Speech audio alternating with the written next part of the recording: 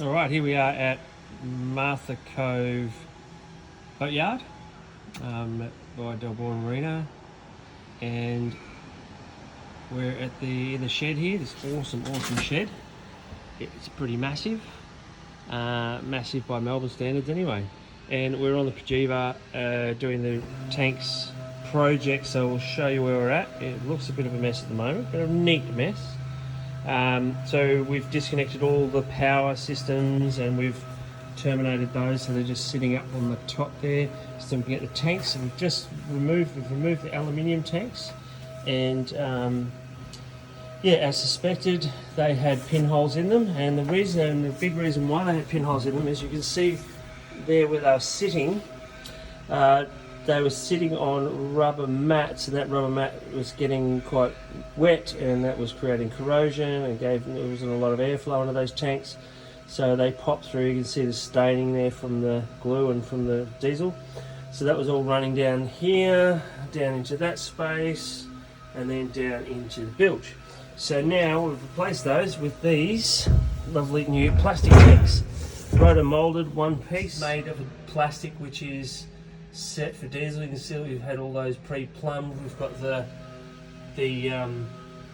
obviously the fuel sender there, but the great thing about plastic tanks, you can actually see through them. You can see how much fuel you've got. So that's basically just for showing you at the helm what the fuel levels are.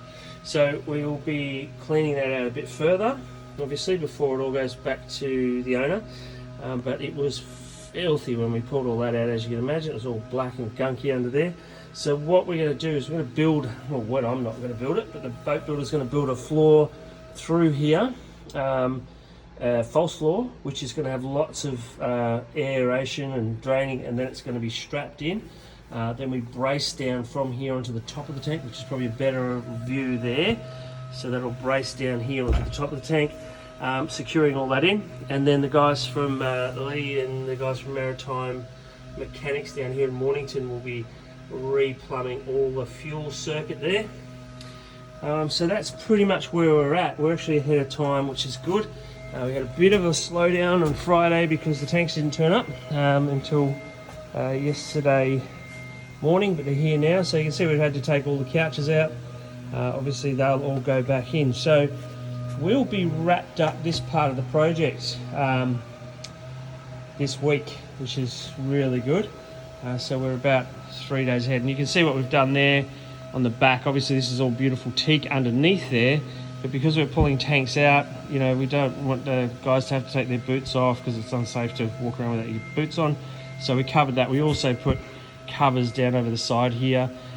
We've stored all the couches and things and wrapped them up, and you know, obviously wrap them up and put desiccant in there so it's not so the moisture won't destroy anything. So yeah, there's a bit to do. There's going to be some long days. The next 3 days are going to be long days. So it's Tuesday today, so Wednesday, Thursday, Friday are going to be long days for the guys. But yeah, the trick is just working in with them and timing it all out so they're not sort of climbing over each other, but you get a succession of work, whereby the way it's going to happen now is hopefully that the boat builders are doing this bit here. The tanks are secured.